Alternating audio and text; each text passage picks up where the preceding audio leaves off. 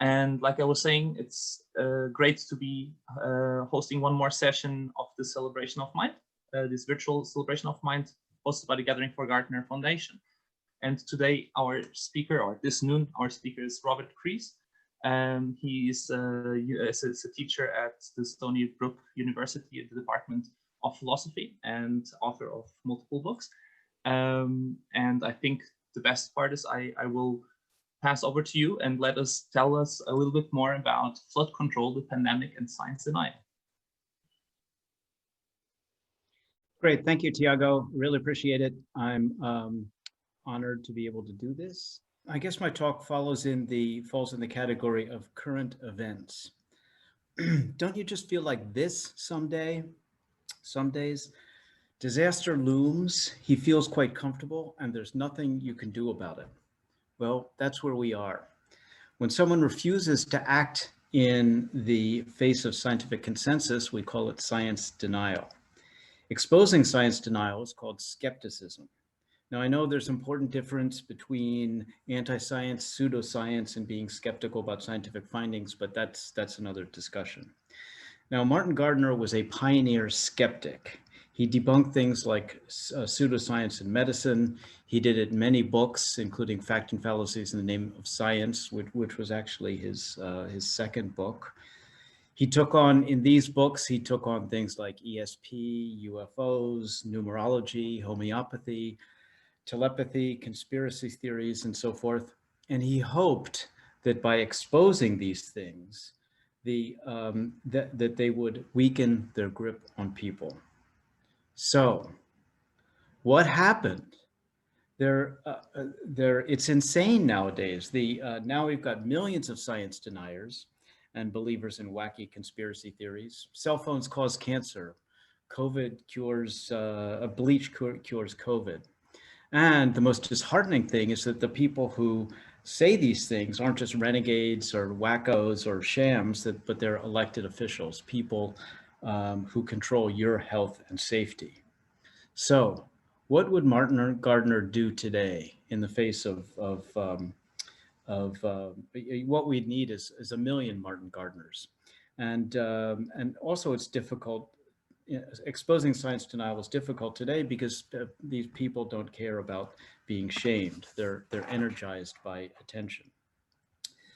So I think Martin Gardner would realize that you have to take skepticism up a notch. It's not enough to expose anymore. It just doesn't work, to call out people when you have an army of shameless people. We have to investigate what's behind all these individual cases of science denial. And I call it the new skepticism. Now, I think of the COVID-19 virus as the 21st century flood. Now, I know there's probably a lot of skeptics in the audience. There wasn't an actual flood, it's just a myth. I'm using it as an image. If nothing else, the Bible gives us a lot of terrific images. Let's just think of the flood as a really, really good meme. The flood nearly wiped out humans, but it had a silver lining. It teaches us an important lesson in how to prepare and how not to prepare for disasters. Now, we're different from the antediluvians. We have more existential threats, and our existential threats are largely not God-made, but we've made them ourselves. We also have better tools than carpentry and boat building to deal with our existential threats. But our social and political climate makes coping with them more difficult. They had it easy. The antediluvians had divine foreknowledge and patriarchal authority. Noah had a hotline to God. You might call it disaster.com. And he also had the patriarchal authority to get his constituents to act. We're not so lucky. We don't have disaster.com. We've only got weather.com. And weather.com, like our other disaster early warning systems, relies on networks of fallible scientific institutions. And to act on these findings, we have to rely on politicians. But accepting scientific authority doesn't come naturally to us. It has to be generated and maintained. And it's fragile, and it only happens in a special climate that's nurtured by three things: political leadership, institutional consistency, and communal trust and behavior. These are the three pillars that support scientific authority.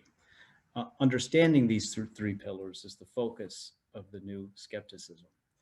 And I think we have to give our deepest thanks to the current leaders of the United States of America for providing us with a clear and invaluable lesson about how not to cope with existential threats and why these three pillars of scientific authority are so critical. Let me take them one by one. Political leadership. Fostering the authority of science requires leadership who publicly demonstrate their commitment to defer to experts and accept scientific authority. Here are some not to do lessons. Call the pandemic a hoax, say it'll soon go away, find scapegoats, leave countermeasures to others, destroy the preparations that predecessors have put in place, advise unsupported remedies or take unproven ones. These undermine the authority of expert advice. Then institutional constituency. Another pillar of scientific authority is the reliability, consistency, and transparency of scientific institutions. The credibility of journals has been hurt by retractions. Institutions have had to walk back claims. I mean, the CDC, oops, I forgot to put the CDC down. Where to begin? And yes, one of the things that makes science go is that it's open to revision. But when the revisions are due to political pressure, authority evaporates. Poor communication makes institutions opaque and their operations mysterious. That makes it easier for politicians to dismiss findings by saying things like, "I am not a scientist." And for communal trust and behavior, scientific authority can only flourish in communities that value health and welfare rather than, say, glory, wealth, and self-advancement. So you need all these three pillars. If the pillars are strong, it tends to quash science denial, whereas if even one of them is weak, it tends to encourage it. And the three work together, as I said, to create an atmosphere. So it's tempting to blame science denial on shameless politicians or scientific illiteracy or stupidity or irrationalism. It's tempting to think that you can restore scientific authority by fixing any one of these, but it doesn't touch the root. So these are a list of things that doesn't work because they've been tried again and again. It's also magical thinking to say that everything will be fixed if we just after the next election. So let's take a look at this. For life to get back to normal, Dr. Anthony Fauci and other experts say that most of the people who can be vaccinated need to be vaccinated. But half of Americans now say they wouldn't take a vaccine if it was released now. If the Trump administration approves a vaccine before or after the election, should Americans take it, and would you take it? If the public health professionals, if Dr. Fauci, if the doctors tell us that we should take it, I'll be the first in line to take it. Absolutely. But if Donald Trump tells us that we should take it, I'm not taking it. Now, I love this. She's pointing out a flagrant case of science denial on the part of the person who's responsible for our health and safety. But what if the doctors that she's talking about are political appointees? What if you don't care about the difference between the advice of the doctors and the politicians? And what if there's tons of money involved? The new skepticism investigates the dynamics of this kind of thing. What is it that allows science denial to happen in the first place? So let me conclude. I think of the pandemic as God's little joke.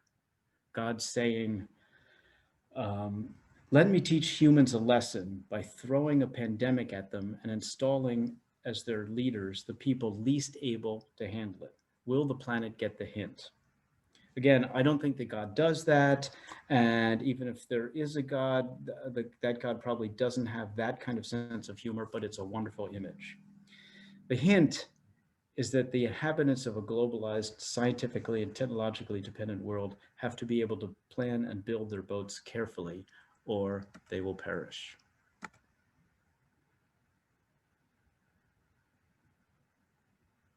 Thank you.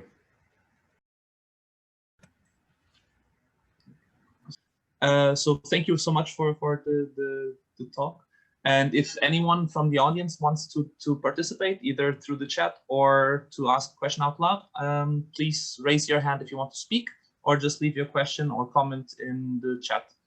And I see that Michael, that there's someone in the audience who already wants to talk. So I will give you the voice, and please do so.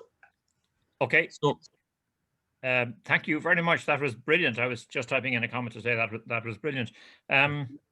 You may or may not have heard one joke about climate change. Would that be relevant at all? Oh, please. I need to laugh right now. I believe that an older planet, about 4.7 million years old, and a younger planet, about 4.5 billion years old, were having a conversation. The younger one said, "I'm not feeling terribly well.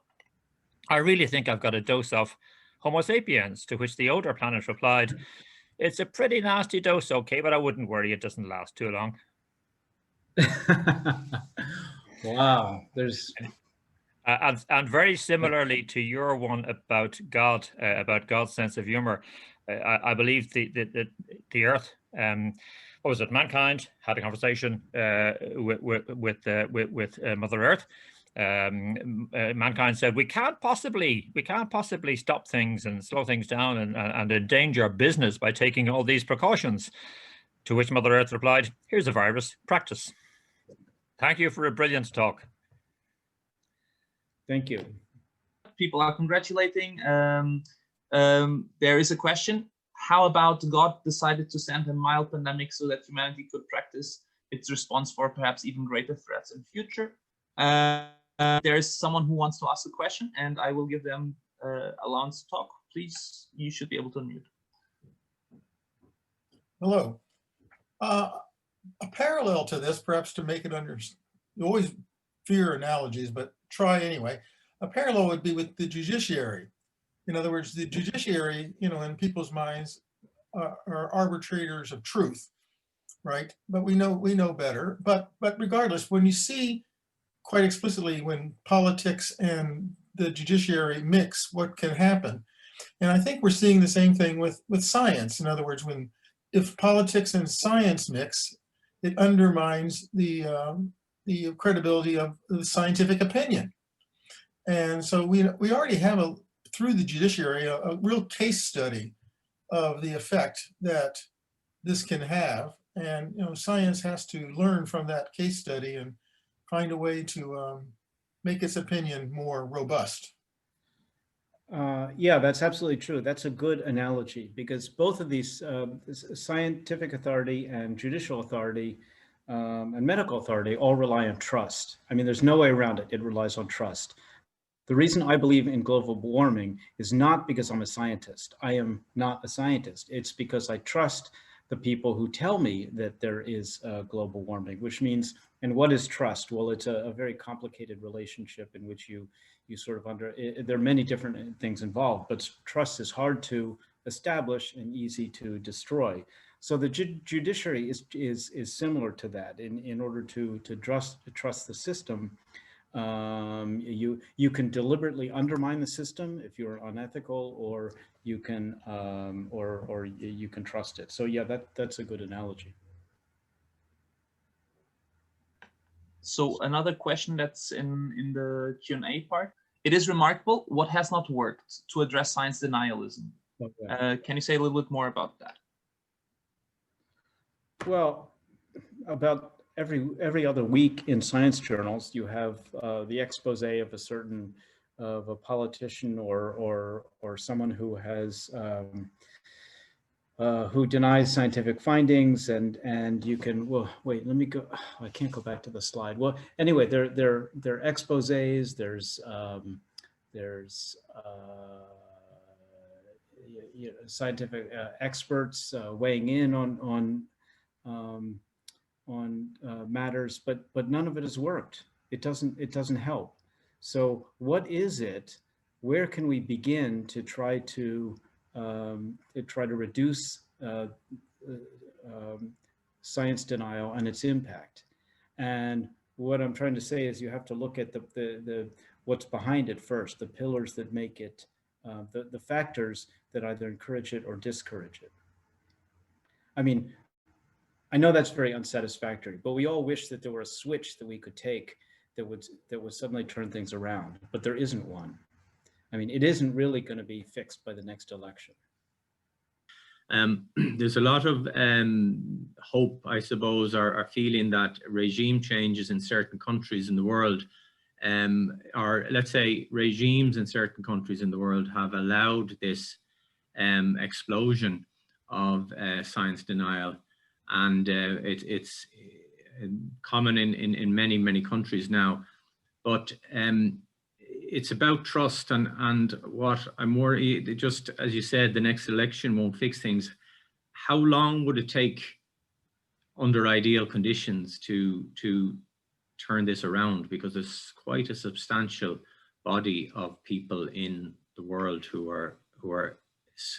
have succumbed to this way of thinking. No, I understand. It's very frustrating, and as I said, there is no switch that suddenly will fix it. But it's like trust; it requires time, and it's not just the regime change; it's also the institutions and the overall atmosphere. If people are incredibly selfish, interested only in money or self-advancement, a good regime is not going to have any impact. Or if you have institutions that are corrupt, then people mistrust the institutions and so on. So all these pillars, these three pillars that I mentioned, all work together, and it takes whatever time it takes to change them is is the answer to your question. So this also plays upon a question that's being asked in the chat for you to elaborate a little bit further on how universities are becoming more of a business model and a very bureaucratic structure versus hiring professors and researchers, and how that undermines science. Oh, absolutely. I totally agree. It's being at a university myself, the corporatization of universities has a really negative impact on education. But I would add to that, it's not just the trust of science; it's also the role of the humanities. I think the stronger the humanities are, I think the better the situation is.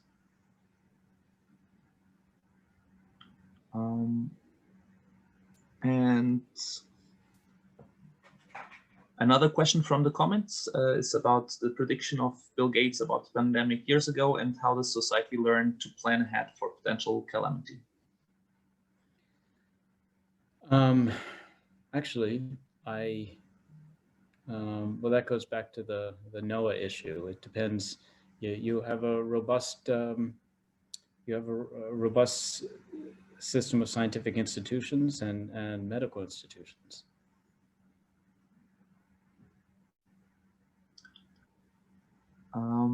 And another question from the comments, what you think about the echo chamber effect of social media, where sympathetic worldviews are reinforced and opposing worldviews are dampened, as well as the exploitation of this effect with fake news and troll accounts. Can we survive this? Can legislation help? I don't know. Sorry. I'm a philosopher. Although I raise questions and point to weak points. I'm not very good at solving problems, only detecting them. Another person who wants to ask a question out loud, please do so. You are. So I've recently watched and have been influenced by this TV series on PBS called Hacking the Mind, which discusses how we make irrational decisions. But one of the thrusts of the series is that a lot of the false beliefs that we have are engineered. In other words, these aren't random events that we're drifting in one direction and not drifting in another direction. People know how, or at least recent research has shown people, and they use that recent research to make us understand things incorrectly. And so it seems to me that this has to be part of the solution. In other words, if people are, it's an asymmetrical warfare. If they're using methods to guide us to their intended ends, then the response to it has to be equally aware of the playing field.